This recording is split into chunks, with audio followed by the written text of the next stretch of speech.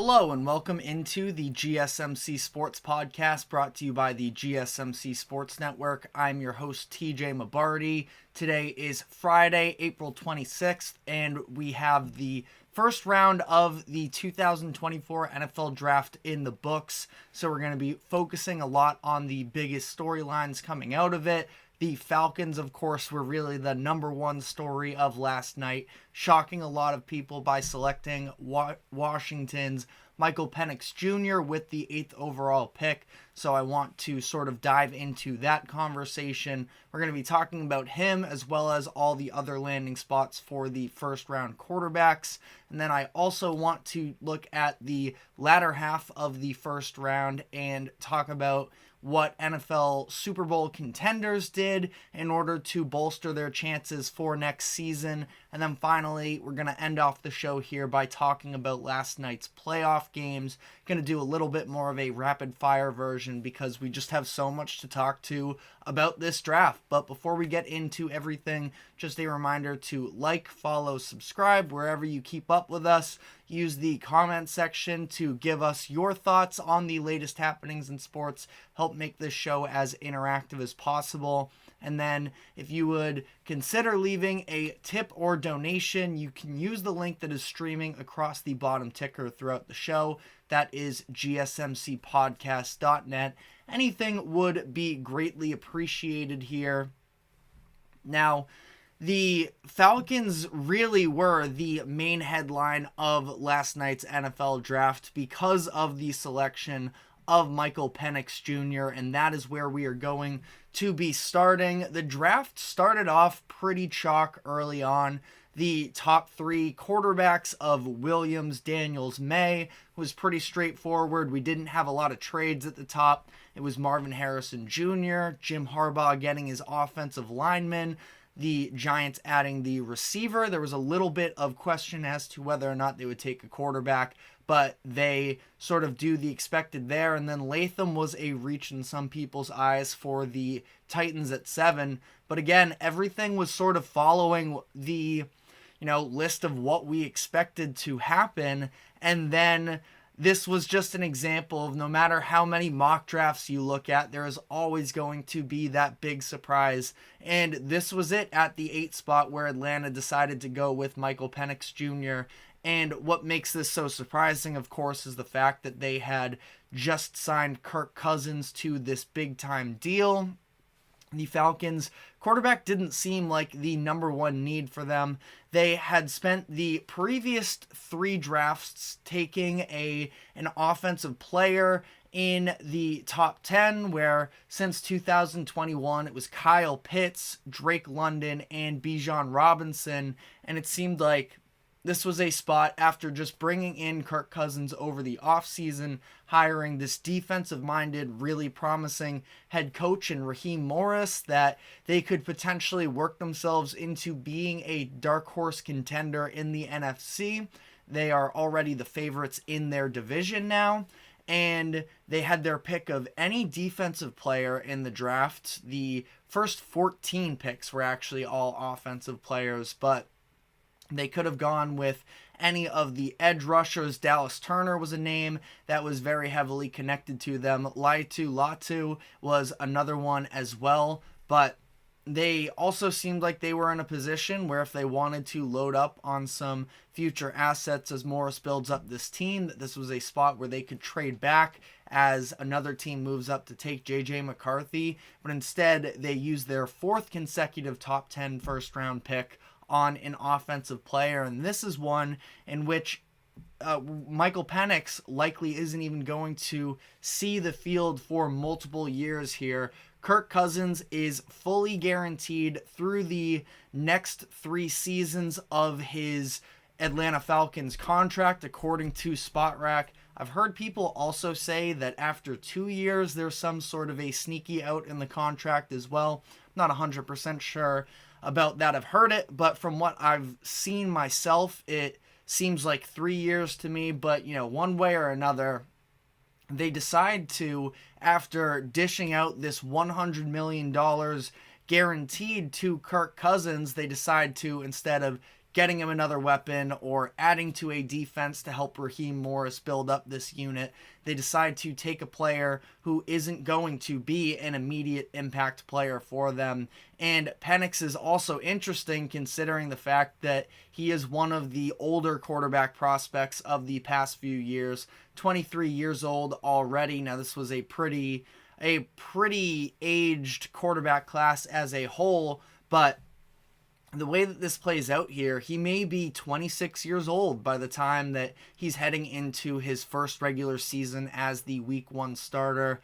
And like I mentioned in my show, I believe it was yesterday, I do believe that this draft is going to be a very interesting case study as to how important age is in the quarterback evaluation process, because you have the Michael Penix, the Jaden Daniels, Bo Nix, all players that have gone in the first round, have a lot more age to them, while on the other side of the pendulum you have the J.J. McCarthy and Drake May, who are both much younger. So sort of as an aside there, but it is being reported that Penix was viewed by the Falcons as the second best quarterback in this draft, and it felt like they just couldn't pass up on the opportunity to get a potential franchise quarterback while they're still in reach of it in the NFL draft. I know that number 8 isn't exactly, the top of the NFL draft, but if they believe that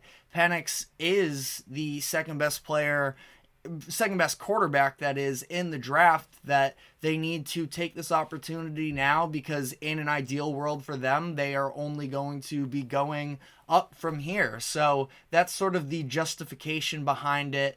But it is very interesting to see, because if things do play out right with Kirk Cousins the next couple years and they are winning games and Cousins is still an effective player, they won't be at the top of the draft again for the next couple years. But there's also the fact that if Cousins is doing well, there's really no need for Penix, and they could have gone a different direction. So Falcons general manager Terry Fontenot gave a quote about the situation, and he said, if he sits 4 or 5 years, that's a great problem to have, because we're doing so well at that position.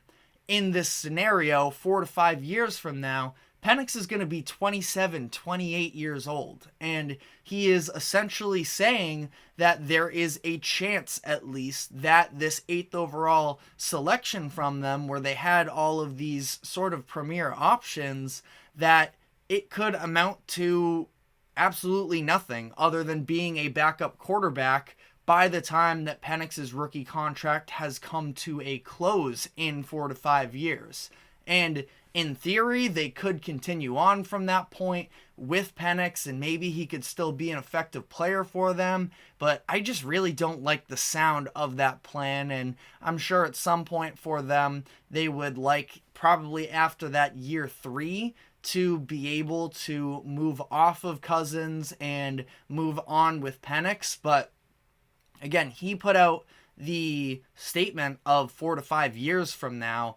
I just think I really disagree with that when you are talking about a top 10 pick, where at that point, rolling into a season with a 27-year-old quarterback, which is what happens if it is 4 years from now that Penix takes over, who hasn't been a starter in 4 years at any level of football, that is, how excited can you be about it? And who knows, maybe this works. Again, I think that the age conversation is going to be something very interesting to monitor. Maybe there's a chance the fact that one of Penix's biggest knocks was the fact that he was injury prone when he was at college. So being able to sort of fully recover from that, to, even though I think that the injury might be a little bit overblown in terms of his chance of re-injury, but maybe the fact that he's going to have this time to fully rehab. And I think the biggest thing is because we saw when he ran the 40-yard dash at his pro day that he can run. But the reality is, in these game situations, he's not running. And it's probably to some degree because he doesn't trust that knee because of the injuries in the past. So maybe that's something that they can work out and that the years of rest could benefit for him. But I posted a short on this last night, and I had a discussion with some people in the comment sections about, well, JJ McCarthy seems like a little bit more of the player that you can mold into a franchise guy if you have him spend a couple years on the bench. So why would you? And I'm not the biggest McCarthy fan myself. I know that a lot of people aren't either, so I'm not 100% saying I disagreed with taking a quarterback, period, in that position. But then from that point, it's, well, was Penix even the right quarterback to go at that spot? I don't necessarily have a definitive answer, and I don't think anybody can have a definitive answer this far from when these players are actually going to be thrown into a game situation.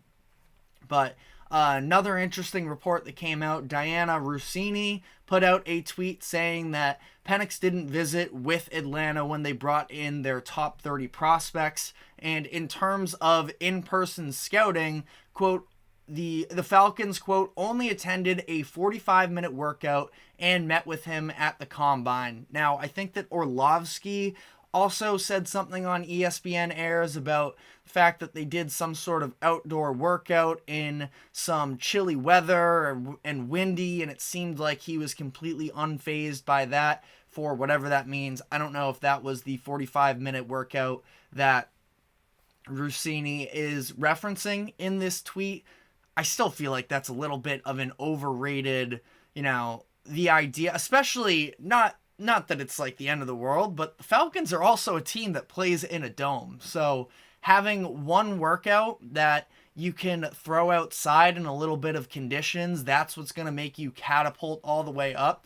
And Penix is a great story, and it's almost a little bit unfortunate how this all played out for him, because I feel like he's going to end up getting a level of scrutiny because of this, when it's not his fault that he was taken at this position. It's going to be a move that is very much under the microscope. And in addition to all of this sort of playing out, it was reported that Kirk Cousins was, quote, frustrated and confused by the Penix selection, according to somebody that spoke with his agent.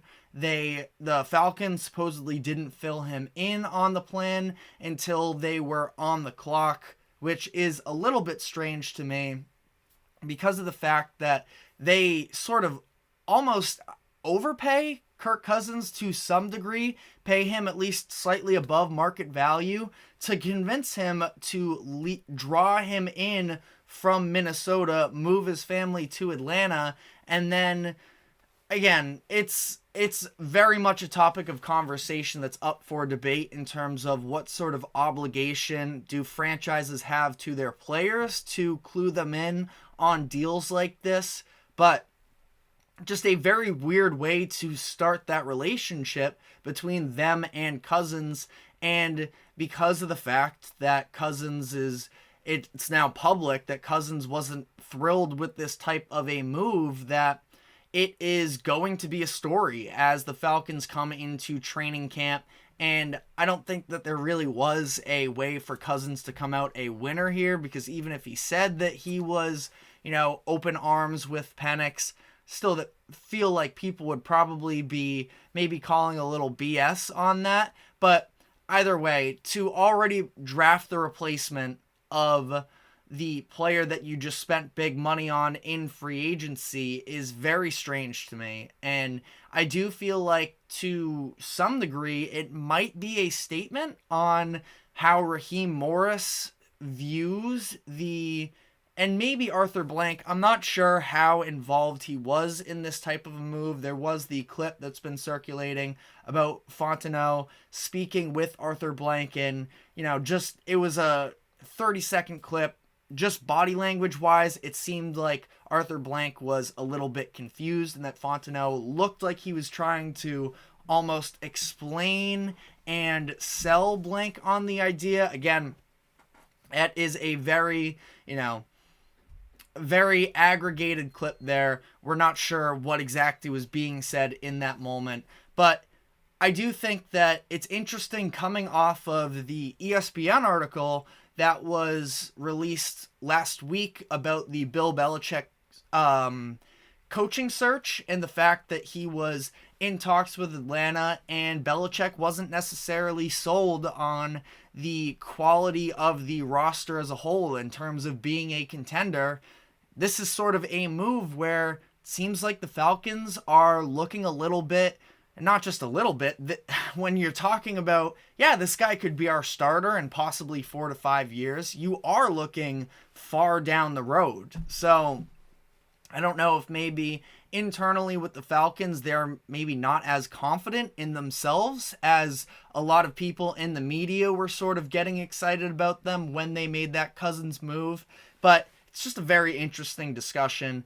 And the last thing I sort of, going back to that idea of filling Cousins in on the plan, feel like there have been some mixed responses in terms of, should we feel sympathy for Kirk Cousins? Because it's obviously very clear he's made a ton of money over the course of his career. One of the players that have earned the most money in NFL history, which is kind of crazy to think about considering he's not somebody that we view as, he's never been seen as elite at any point in his career. And, last season, especially the past couple of years, really ever since that quarterback documentary came out on Netflix, it feels like people are sort of a lot higher on him. He has a good personality. He seems to be loved, at least when he was in Minnesota. Seemed like he had the locker room, and he's a very solid player. But he also hasn't necessarily proven anything to the highest level up to this point. Just one postseason win, and wins aren't a quarterback stat. He was in a Washington situation that wasn't extremely favorable, and I don't know. I mean, some of those Minnesota teams were legitimately good, but either way here, I feel like it's just a debate that people are always going to argue about. Well, I don't think the money part of it, when you talk about Cousins, should be part of the discussion. I think that more than anything, this is sort of just it's a conversation about the ethics of how should athletes be treated by the front office. And you sign up to play the sport, and it is very transactional based, and it's a business. And as opposed to everyday jobs and businesses, there's a level of cutthroat to it where things can change on you in a flash. And I guess that supposedly isn't necessarily all too unlike the real world, but I don't know. It's a very interesting conversation here because yes, he makes a ton of money, but he also just moved his entire family out to Atlanta because he thought that that's where he was going to finish up his career. That's what he said when he first signed there, and now I'm not really sure how this is going to play out long term, but definitely let us know what you feel about this situation in the comments. We will be touching a little bit more on Penix, but more generally, I want to dive into the landing spots for all 6 quarterbacks that were selected. It was historically fast It was historically fast at the rate that these quarterbacks came off the board last night. So we are going to be taking our first break of the show. When we come back, we're going to be diving into all of that. So stick with us and we will be right back. I feel like I'm losing my mind. Is everybody in the world blind? Please, Lord, give me a sign, a sign. I feel like I'm losing my mind. Is everybody in the world blind? Please, Lord, give me a sign, a sign. I wanna be the greatest. Everybody on the fake shit. I look around and feel like everybody is the fakest. I make this every day and I'm impatient, hoping one day I blow up from the basement. Statement, the top is so vacant. I don't hear shit that I think is amazing. Waiting for my day when I'm playing sold out shows for 1,000 faces. Hey, give me that crown, get in my way and to be put down. It ain't your place, all this my town. If I want that shit, then I'll get it right now. I'm losing it, the noose it fits, some moosey shit, a stupid myth.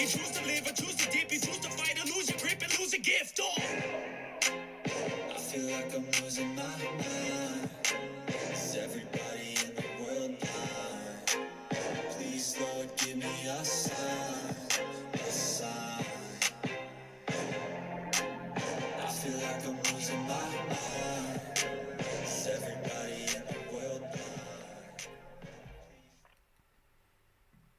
Welcome back into the GSMC Sports Podcast. We're going to be taking a look now at all of the landing spots for the quarterbacks that were selected in the first round. We had 6 of them taken, all in the top 12.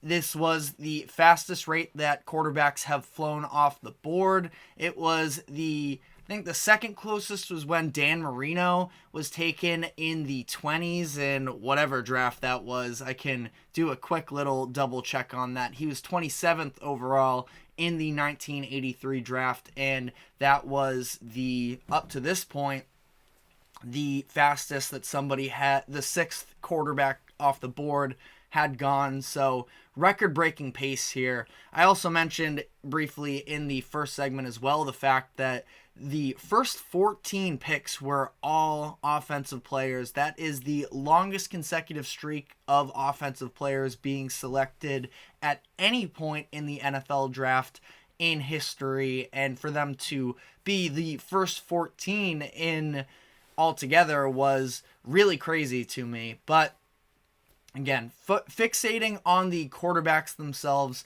at the very top, it was not much of a surprise. It was Caleb Williams being selected by the Bears, Jaden Daniels by the Commanders, and Drake May for the Patriots. Starting with Caleb Williams here, it is going to be very fascinating to see how next season plays out for them, considering the fact that we just came off of CJ Stroud's rookie year in Houston, and it is being considered to be one of, if not the best rookie quarterback season in NFL history. I'm not one for, being a huge hot take person, but Caleb Williams is in a position where he should be able to, especially if his reputation does carry over to the next level, he should be able to have a better rookie year than CJ Stroud just based off of weapons alone. Now, the offensive line is the one area where it's not tremendous for them. Laramie Tunsil was dealing with injuries this season anyways for the Texans, and a couple of their other offensive linemen as well, and he was still able to... So, despite I do think they have talent, the Texans do, on the offensive line, it's not like they were available for CJ Stroud every single game. In this case with the Bears, they are fine, but they're not exactly a great group. But skill position-wise, this is an absolutely loaded offense. They bring in DeAndre Swift in the offseason, who I think is good. I feel like his name sort of supersedes his actual still talent level at this point in his career. But a nice pickup, especially considering they already have Khalil Herbert and Roschon Johnson in the backfield in that running back room, which is pretty solid as it is. So definitely have weapons there. And then I already felt great about their skill position players headed into this draft, and they then add Rome Odunze with the 9th overall pick. They definitely could have gone with an offensive lineman here. I still feel like it's probably for the better. Would have been really interesting to see Olu Fashanu go with that 9th overall pick, because he and Caleb Williams were actually teammates in high school, but they go with Odunze, which it's really hard to criticize that type of a move, especially... So he joins DJ Moore and Keenan Allen in that stacked receiver room.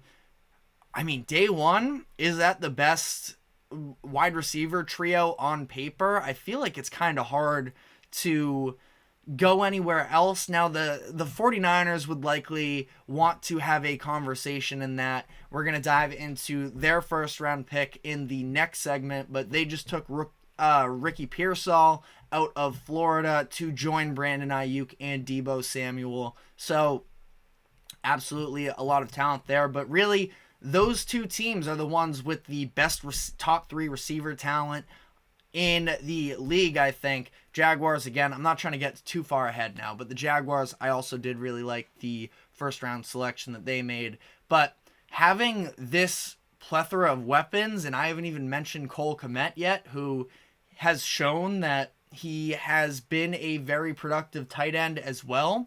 Now, the numbers, especially in his early couple years there where the Bears offense was a lot more dysfunctional, he didn't necessarily have the hottest start to his NFL career after being taken in the second round in 2020, but he's dealt with a lot of inconsistency at that quarterback position. Last year, finished with a career high in yards. He's caught at least 6 touchdowns in each of the past 2 years. So he is very talented as well.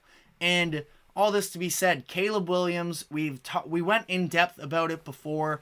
I think this is the best position in terms of the surrounding talent on an offense, the best position for a first overall pick quarterback in at least the start of the 2010s. And I bet if I dove deeper into it, this is one of the best starting positions of all time. So again, Caleb Williams, in terms of as long as he plays to the level that the majority of experts expect him to, I think he has a great shot to surpass CJ Stroud's rookie year from last season. And it's not a knock on Stroud. I think as things currently stand, I would probably at least lean in favor of Stroud having the best rookie quarterback season of all time. Now, there are obviously others who are in the conversation. The Luck and Newton years in the early 2010s can't be overlooked. And even if you want to go with the Robert Griffin III before he got injured, his rookie year as well, when he won the Rookie of the Year award. But again, all of it combined, I think that Caleb Williams is put in a position to succeed, which is, it's come such a far way for the Bears since they took Justin Fields in 2021, and they have been largely scrutinized for not being able to put talent around Justin Fields, and that's why he failed. Well, they are not taking that risk this time around. Caleb Williams has all of the weapons around him to succeed, and I think it's going to be really interesting. Briefly on the point I was going to make about taking Odunze over Fashanu, there is a little bit of the injury risk with Keenan Allen. And after those top 3, I feel like it does get a little dicier. Now, Tyler Scott's a fine receiver himself, but again, I definitely was on board with the Odunze addition. He's going to be there long term. Keenan Allen is probably just going to be a 1-year rental for the Bears. So I was all in on what the Bears did in this draft. I thought it was very well done for them, and it is going to be encouraging to see. And we're going to talk about it more on Monday because I want to see how the rest of this draft shakes out before fully diving into it. But the NFC North is going to be one of the most fun divisions in the NFL in my eyes.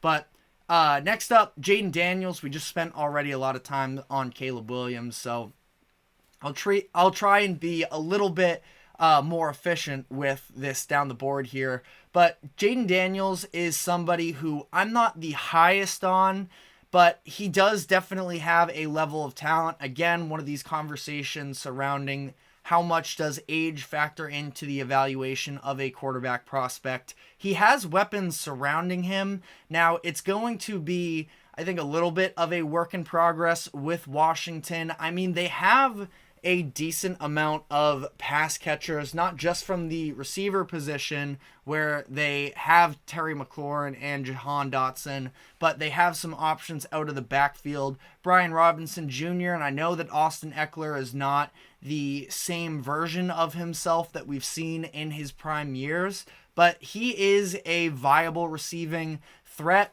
They're rebuilding there in Washington. They had just cleaned house from a coaching perspective. Cliff Kingsbury is now back in the NFL. The first time around with him in Arizona as a head coach wasn't all too successful, but he also did coach Kyler Murray into a position where he at least got that mega contract extension at the end of his rookie deal. So going to be a solid landing spot here for Jaden Daniels, I think. The I think that he's going to be the week 1 starter. They offloaded both of their top 2 quarterbacks from last year in both Sam Howell and Jacoby Brissett. Brissett now going to New England, where they just took Drake May, and I do think that Brissett is going to be the week 1 starter, which should actually be a good thing for Drake May as he sort of dips his feet into the NFL waters. It sounds like May has all of the physical tools to be a successful quarterback at the NFL level, but the issue with him, Belichick criticized his footwork when he was on the Pat McAfee show during their draft coverage last night. I think that May is definitely a little bit raw, definitely a little bit clumsy in certain aspects of his game, but I think it's details that can be ironed out with good coaching in the NFL, and that's why I don't feel like rushing him into being the week 1 starter is necessarily the best thing for them here, and especially coming off of the Mac Jones experiment where he was a Pro Bowler his rookie year, and year after year you saw the decline with him where the Patriots weren't good enough at putting him in a position to succeed. I think there are a lot of similarities between the Mac Jones and Justin Fields situations, although I think that the Bears actually, as the years got on, progressed towards being a better offense around Justin Fields, and the Patriots got worse. So May, I do think that he can be the next guy for the Patriots. Again, he has the ceiling of being able to be a Pro Bowler, of being a really good solution. I think he's going to be better than Mac Jones, but it also is probably going to take a little bit of time with him. And in terms of what the situation around him is, I think the number one thing is the fact that Jacoby Brissett is there. The Patriots just paid him $8 million, and there is an option to roll into next season where outside of the quarterback position, there are still a lot of holes on that offense. So I liked this landing spot for Drake May. Could there have been other spots maybe with a little bit more talent that he would maybe succeed a little bit more and could have a chance in year 1? Definitely. But as for being drafted 3rd overall, I feel like, again, Patriots are going to have some work to do in terms of building up the rest of the roster, but I like that May can likely, we don't obviously have any confirmation as to how this is going to play out, but he can likely sort of work his way into the NFL, get coached up on the things he needs to do, and progress from there.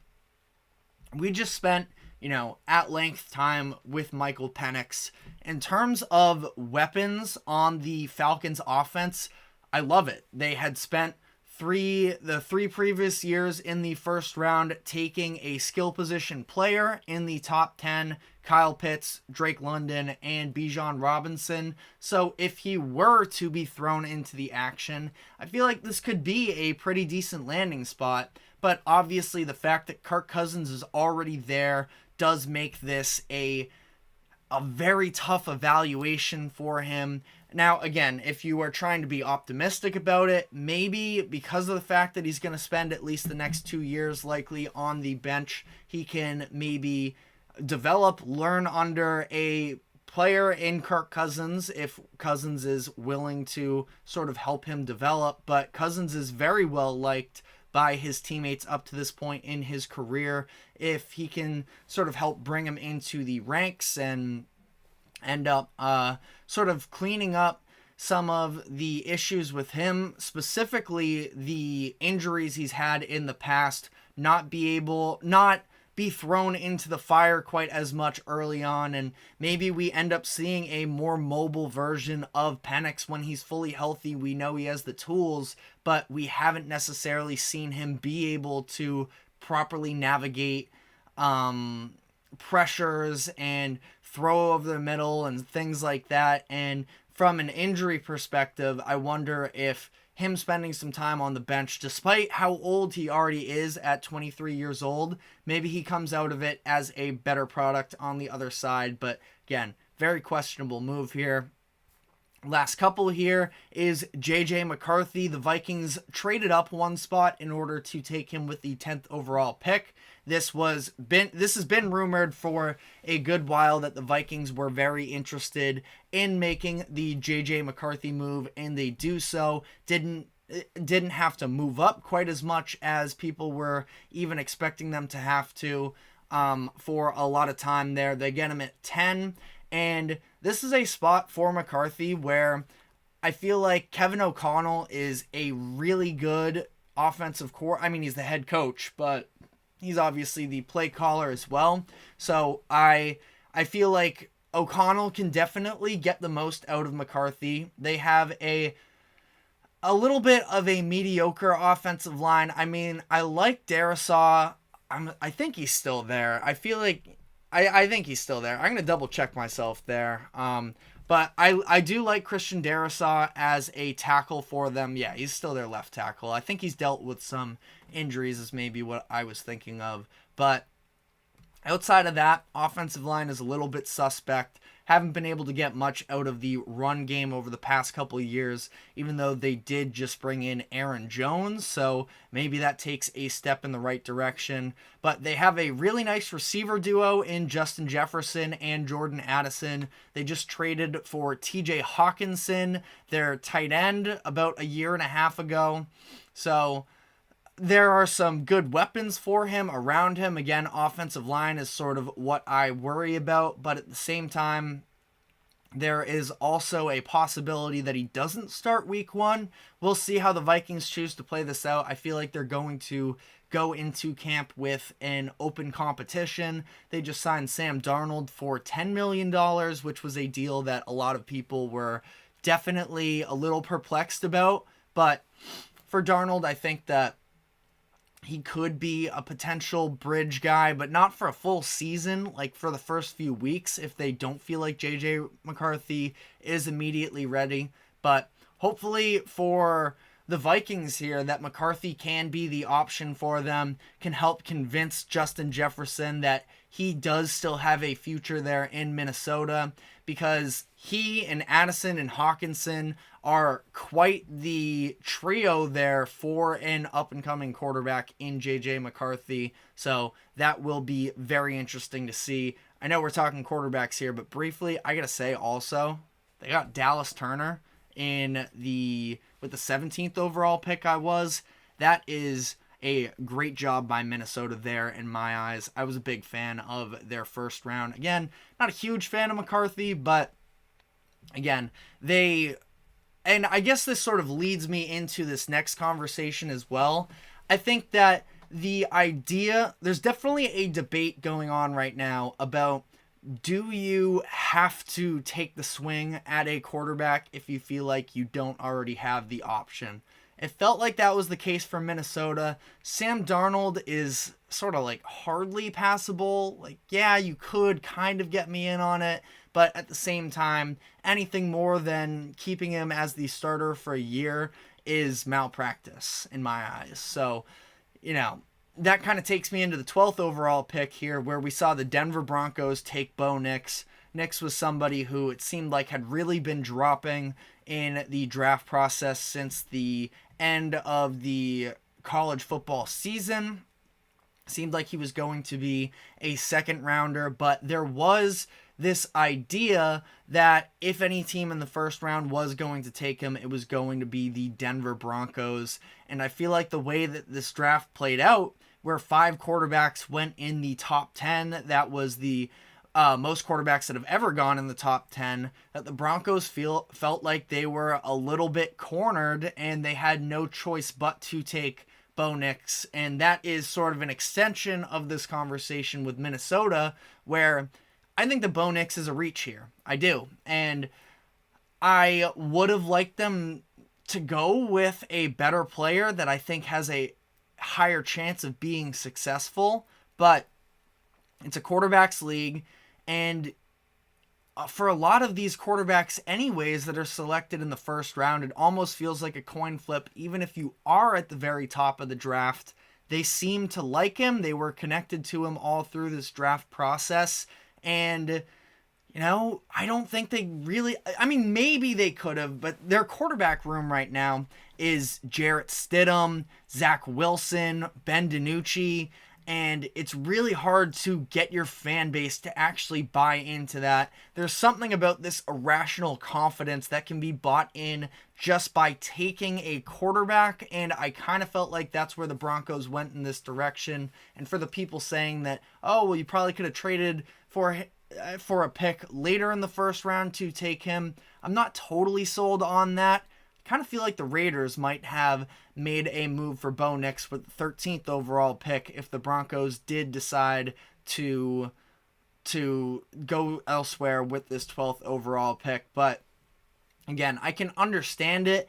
I don't love the move though, but definitely let me know in the comment section what you feel about this type of strategy, because I can understand it, but I also think that when you have a first round pick in the top half of the draft, when you are taking, I mean, Bo Nix, bust rate for him here is probably like at least 60%, probably closer to 70, and not to be overly critical, but it just doesn't really seem like he has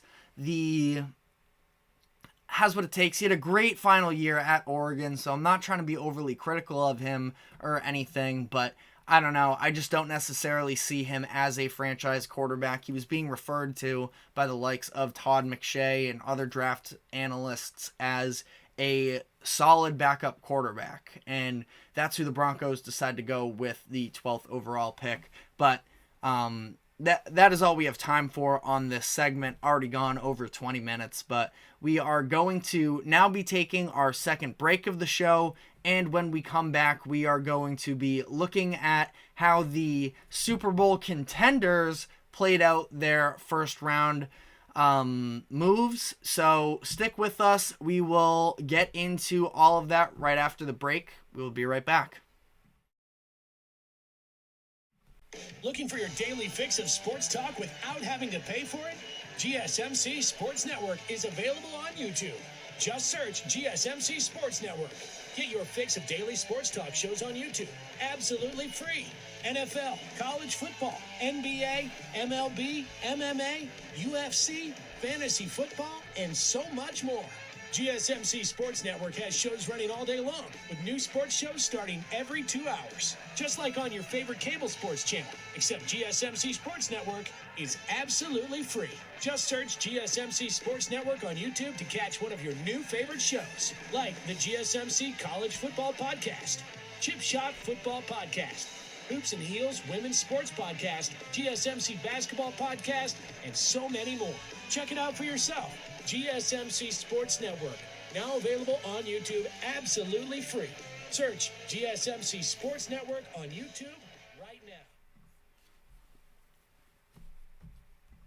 Welcome back into the GSMC Sports Podcast.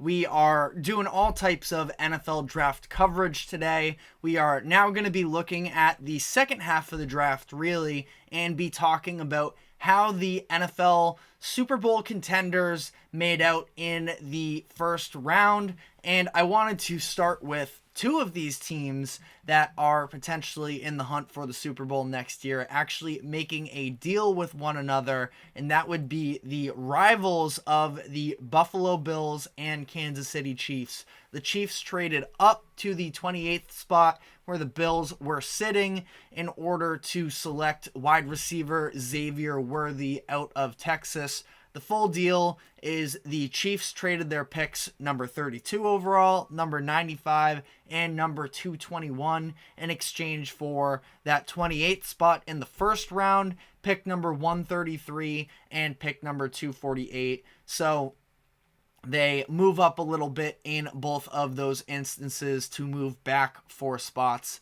for the Chiefs.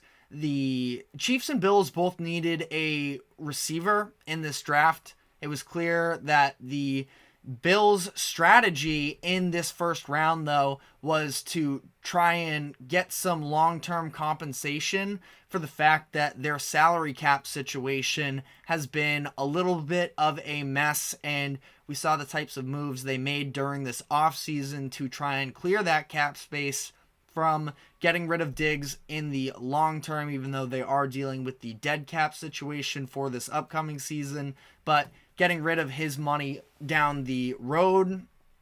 They let go of key defenders as well in the secondary, Tre'Davious White, Jordan Poyer, Micah Hyde, all of them. And they wanted to try and pick up some extra draft capital, maybe not quite as high as the 28th overall pick, but more of a quantity situation over a quality. And obviously they're hoping to hit on their picks, but they want to have some more shots and some more rookie contracts on their books to make things easier here. They traded down a second time when they were on the board again at 32. They moved down one spot and upgraded from having the 200th overall pick to the 141st, which came from the Carolina Panthers. And the reports early today are that they are also taking calls on pick number 33 as well. I do definitely understand building up assets here. I feel like they have to take Adonai Mitchell at that 33rd overall spot, and I hope they don't as a Patriots fan, because I think that Mitchell is going to be a star in the league when he gets there. The combination of him and Josh Allen could definitely be dangerous. I was shocked that he didn't go in the first round. And if he doesn't go 33rd to the Bills or whoever ends up trading up to that spot, I hope the Patriots take him 33rd. But as things currently stand, they have picks 33, 60, and 60 in the second round. They got the third rounder from the Chiefs, their own fourth rounder, and 4 different fifth round picks. Again, just sort of a quantity over quality thing, where if a few of those turn into impact players, I do see the vision for the Bills moving forward here. But as for the Chiefs going up to get Worthy is somebody who really benefited from this offseason cycle of the NFL draft process, especially after running the record-breaking 40-yard dash time, a 4.21. We know he's an absolute burner. We knew that if you just watch the film on him anyways. And from that point, he was being mocked consistently to the Chiefs at 32, at the time at least. And the idea is that he can be similar, at least shades of what Tyreek Hill was when he was in Kansas City, being able to stretch the field a little bit more. We know that Mahomes has the arm power to hit players deep. They haven't really had that same level of deep threats since Tyreek Hill left, and it's been a lot more methodical from Mahomes, which has paid off in 2 Super Bowls, so definitely capable of it. But it wouldn't hurt, especially having the drop issues that the Chiefs did last season of making an improvement at the position. So I do definitely think that the fit makes a lot of sense for the Chiefs. I prefer Adonai Mitchell over Worthy, but I do think that this can be a pickup that works very well for the Chiefs, and it should be a lot of fun for sure. There's going to be clips, I think, when spring training comes around or the off-season OTAs and Mahomes is hitting Worthy on these deep shots. You're going to see that on your social media feeds, so definitely be ready for that. But on the note of contenders picking up some receivers, we saw the 49ers make a little bit of a surprise to some people in taking Ricky Pearsall with the 31st overall pick.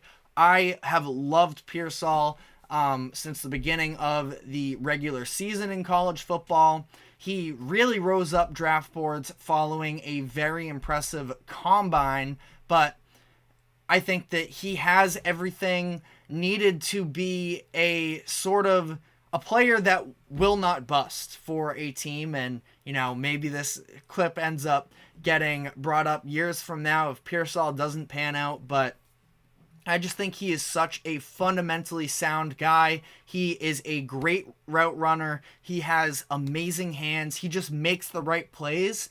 I'm a Patriots fan. He reminds me some of Julian Edelman, which is part of the reason why I was hoping the Patriots would take him with the 34th pick. I was a little upset when I saw him go off the board here, but I think it was a good move. And so did Brandon Ayuk, who reached out to general manager John Lynch saying that's a fire pick, can't lie. And the reason this move was a little bit surprising was because of the fact that the 49ers are already loaded with offensive weapons, especially at the receiver position. Deebo Samuel and Brandon Ayuk. Brandon Ayuk, by the way, was actually teammates with Pearsall when they were both at Arizona State. But in terms of the justification as to why the 49ers decided to do this, they have Brandon Ayuk now headed into the final season of his rookie contract.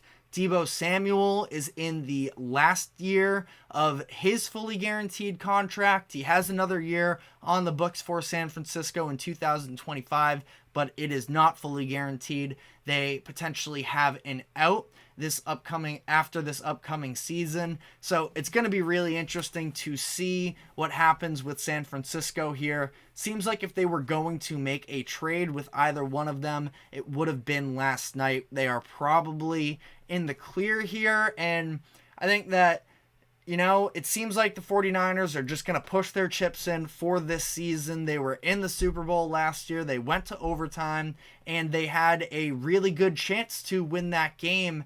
And for them, I feel like if they didn't feel like they can get the level of compensation that's going to help them compete this year, you stick it out with them, and you sort of see how it plays out from here. Now, obviously, the Brock Purdy conversation as to how much money they're going to give him when he is eligible for a contract extension next offseason is going to be a huge deal.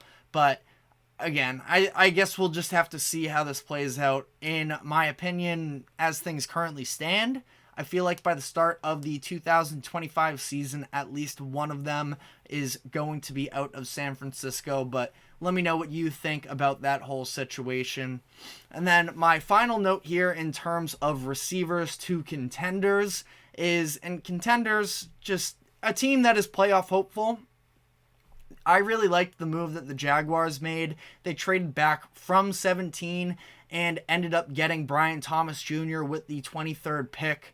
I think that Thomas has some legitimate wide receiver one potential. They saw Calvin Ridley walk in free agency, and now they get a player who in a couple years can potentially be Lawrence's number one guy. And that Jacksonville receiver room is absolutely loaded right now. Thomas joins Christian Kirk, Gabe Davis, and Zay Jones, all players who, I know that Zay Jones was dealing with some injuries last year, but they brought in Gabe Davis during the offseason, add another name there that's going along with Evan Ingram, who was actually fourth in the entire league in receptions last season. So I feel like this was a really nice pickup for the Jaguars moving forward.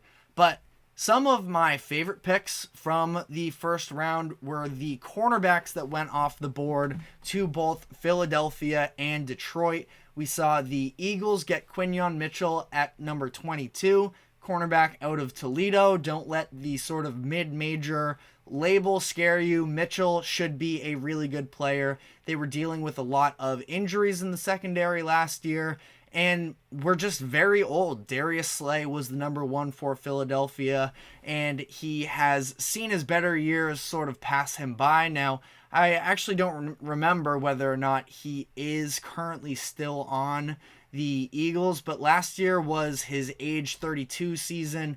Going into age 33 here, he is, a handful of years removed from being an all-pro type player. Definitely still an impact player, but not to the same level. Quinyon Mitchell can be that. And the Lions took Terrion Arnold at the number 24 overall selection. And I really like this one as well, where they actually traded up to make this selection to get him.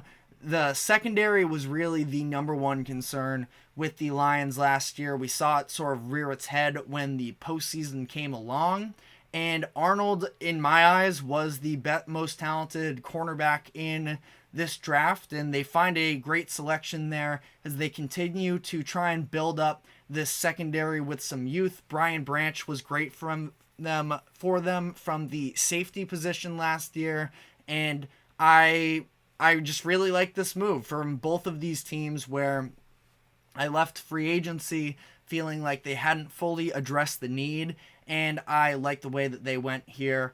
Some final thoughts here on some other contending teams. We saw the Cowboys trade down. They were the other half of the Terrion Arnold deal, where they actually moved down in the draft. They end up getting Tyler Guyton with the 29th overall pick, offensive tackle out of Oklahoma. Made sense. Tyron Smith had just left in the offseason. Same with different position, but Tyler Biotish, who was their center, they were going to need some help on the offensive line. They already have these big-time name players at quarterback, receiver, D-end. I feel like there was definitely a chance they could have gone with a receiver in this situation, but I think that Guyton was a great pickup for them here. I have no real concerns there. Again, a little bit rapid fire here. As for the other players that came off the board, we saw the Dolphins take Chop Robinson late in this one, 21st overall pick. Robinson was one of the more polarizing first round talents in this draft. He is extremely athletic, but it's sort of the conversation to a lesser degree because Aiden Hutchinson was literally a Heisman finalist when he was coming out of Michigan, but it felt a little bit similar to that conversation. He and Jared Verse, I feel like out of Florida State, Verse ended up going to the Rams. I really do like some of the edge rushers that came out in this class, but I feel like Robinson specifically was sort of dinged for his fundamentals, but the ceiling is absolutely there for him in terms of having the ability to just throw some of the offensive linemen that he faced around. And the Dolphins have had a collection of a handful of very intriguing defensive players. Now, injuries definitely riddled them by the time the postseason came along, and they weren't able to generate any pressure by the end of last season. But Chop Robinson is a nice addition in my eyes. And then I guess final thoughts here would be on the Ravens taking Nate Wiggins, where another very good player. I thought he was very much improved from the 2022 to the 2023 season. We know that he's another one. He absolutely can fly around there from the secondary position. And I like this move for the Ravens, where we saw them lose a couple players on the defensive side of the ball, and they add another threat there. They obviously, in terms of secondary, they already have Kyle Hamilton, who is an absolute monster there, but they add another cornerback. They had just lost Ronald Darby in the offseason, but him and their other cornerback, which I cannot believe I'm blanking on right now. I just had the name at the top of my head. It's not Lattimore. It's the other one that I think was in that class. I have to look this up right now. Otherwise, I'm going to be mad at myself. But Marlon Humphrey, that's who it is. Duh. But yeah, that's a very good cornerback duo, I feel like, in Baltimore next year. Their defense, again, saw some losses in the offseason, but they are still, and they, not just from a personnel standpoint, but they also lose their defensive coordinator as well in Mike McDonald. So we'll see how they bounce back this year. I feel like they will well, but they are going to be in that conversation for the best teams in the AFC. But definitely give us your thoughts on what your favorite and least favorite picks from the first round are. Just done an hour on it, and we're not done just yet. We are going to be doing one final segment on the NBA playoffs from last night. Going to go a little bit rapid fire there with the 3 games that we saw, try and be as concise as possible. But we are going to be taking our final break here, and when we come back, we will be diving into that NBA action. So stick with us, and we will be right back.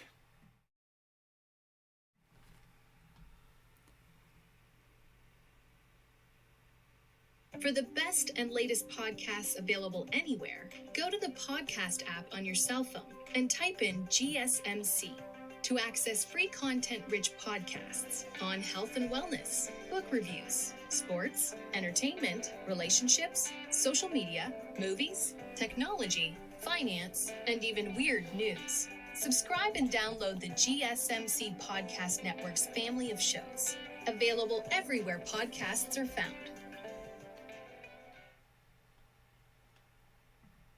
Welcome into the GSMC Sports Podcast for our final segment of the day, where we are going to be talking about some NBA playoff games from last night. We had 3 games. We're going to start from most recent to the first one, in that we saw the Denver Nuggets end up with another, it's hard to call it necessarily a comeback because it was very early on, but a double-digit comeback for the third time in 3 games, and they are now up 3-0 in the series against the Los Angeles Lakers, who, by the end of that game, it seemed like they were just about done.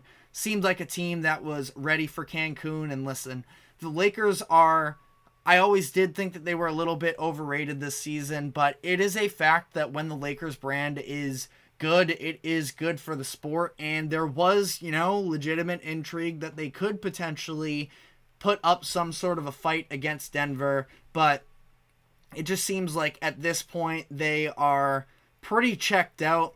After blowing that lead, it seemed like the Nuggets were just rolling in the second half, and especially down the stretch of that final quarter, it looked like they were totally checked out. The defensive miscues, Anthony Davis, for as tremendous as he has been this series, he's definitely been, LeBron James has obviously been really good too, but I think that Anthony Davis has been the second best player in this series outside of Nikola Jokic. Him and Jokic have, matched up back and forth the entire series, and by the end of that fourth quarter, it seemed like he was just sort of jogging around out there, and this was a team that had sort of lost their will to continue fighting. You had LeBron James dribbling off of his own foot late in that fourth quarter, just sort of like shook his head, threw his hands up. He's like, whatever, we're done here. And there was the clip that's circulating about D'Angelo Russell not being in the team's huddle. Seems like he sort of knows that his time as a Laker is coming to an end. He had another scoreless night. He had responded really well in Game 2, ended up scoring 22 points, I believe it was. He knocked down 6 threes, and he was much better in Game 2 than he was in Game 1, where he also mightily struggled from the field. But last night, another abysmal performance from him offensively. Was 0 of 7 in the game, 0 of 6 from 3. And, it's going to be interesting. Again, we're going to talk a lot more about the Lakers offseason as the months go on here. So in this condensed segment here that we have all these games to get to, I don't want to spend too much time on it. But I think it's going to be a very interesting conversation as to seeing what LeBron James does, because I don't think that the Lakers are going to be able to win a finals anytime soon necessarily. And you have LeBron and AD who have put together really nice seasons, and D'Angelo Russell was even actually good in the regular season. And despite that, considering the fact that your third best player in Russell clearly isn't the fit for these postseason games, you got all 3 of them to play good seasons, and you ended up as the 7th seed still. So I think that LeBron, it's going to be interesting to see how he sort of evaluates his situation here moving forward, in terms of how much does he care about trying to continue to win. I feel like it would be uncharacteristic for him to just sort of say F it and play out the rest of his years just sort of chilling, maybe playing with his son, going to a bad team. I think he still wants to be competitive. He's still chasing the rings a little bit, but is he going to be willing to take a cheaper contract? Now, there are some teams out there that do have a little bit more money. The Orlando Magic is a little bit of an interesting fit. The Philadelphia 76ers should have a max spot open up over the offseason. Or is he going to try and team up with Kyrie again? Maybe take a cheaper deal to go to Dallas, maybe a cheaper deal to Oklahoma City. A lot of options are on the table, but again, we don't necessarily have all that much time right now to dive into that. But the Nuggets pull away with that 3-0 lead with a 112-105 win last night. We also saw the 76ers Knicks game where Joel Embiid responded in a big way. Not that he was ever necessarily the issue with their first two losses, but drops a playoff career high 50 points in this one. He was knocking down threes at an elite level.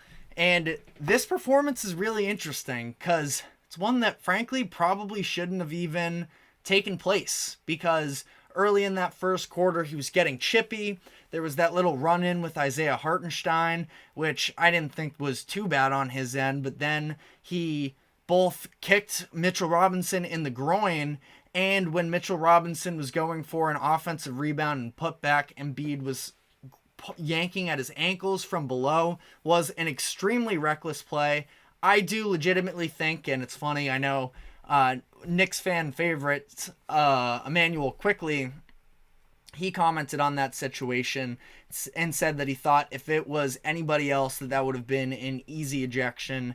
And I totally agree. He was given a flagrant one for the play, but that was an atrocious move from, one of the better players in the NBA, one of the best players in the NBA, but that was such a dirty play in my eyes. And I do think that if it weren't for Philly, if it weren't for Joel Embiid being the reigning MVP and having the star power and the Sixers being down 0-2 in the series, I feel like that would have been an easy ejection in most cases. But, Embiid gets away with it, and in turn, he sort of turns that unraveling early on to a dominant performance here. And the Knicks end up pulling away with this one. If you are a Knicks fan in this situation, listen, Philly was never going to just completely roll over here. And I know that our great co-host here at the GSMC Sports Network, Nelson, was all in on a sweep at this point. I didn't think that this Philly team, with Joel Embiid being as talented as he is, Tyrese Maxey, I thought, played really well through the first couple games as well. I just didn't think it was going to be possible for them to completely roll over like that.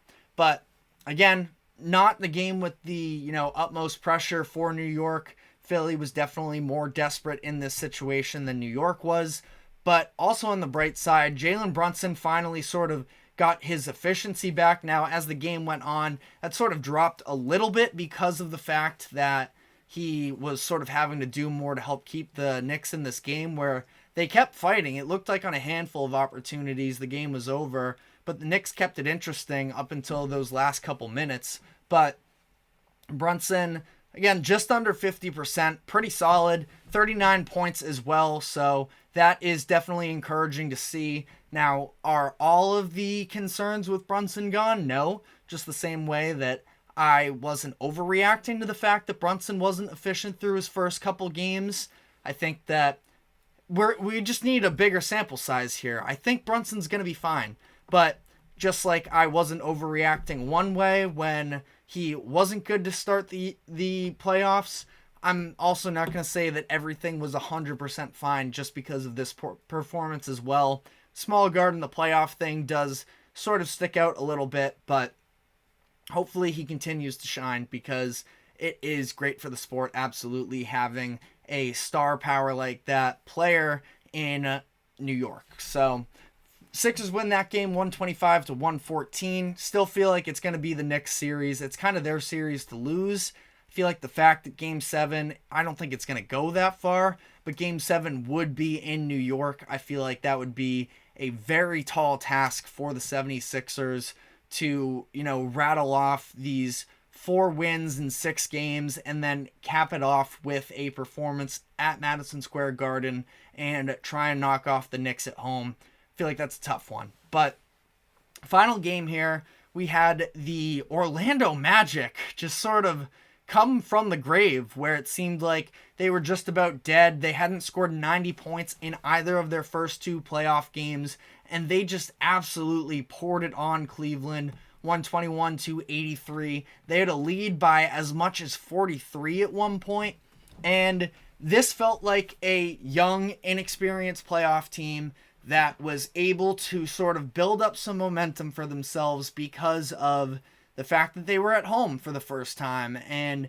not that Cleveland is necessarily the most devastating home court advantage, but for Orlando, they already are pretty limited offensively, and it seemed like they needed the juice of their home crowd to really get themselves going, and that they did.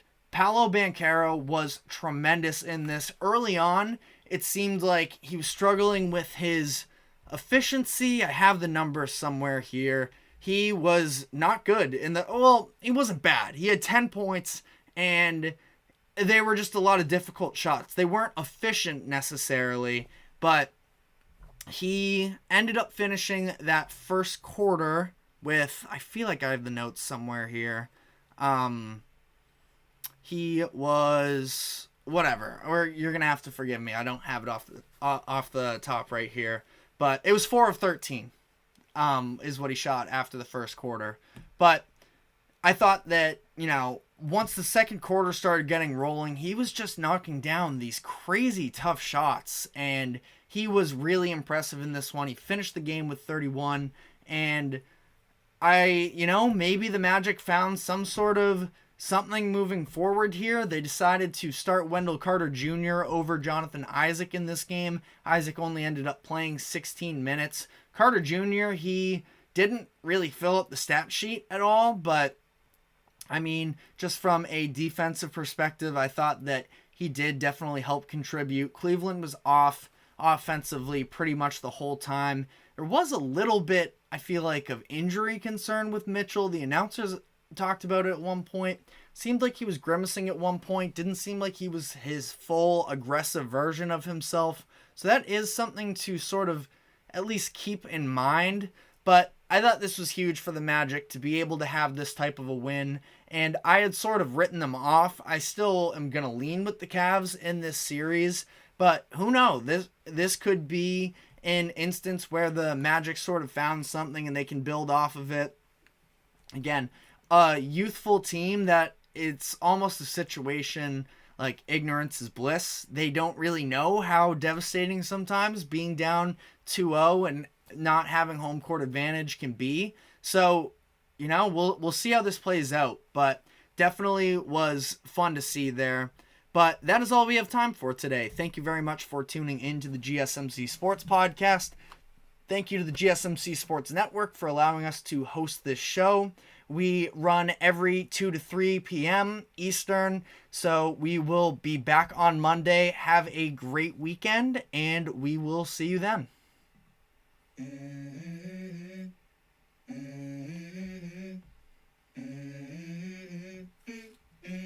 Let's go.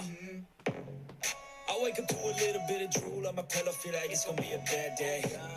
Yeah, I'm tired of shit, and the coffee ain't hit yet. Damn.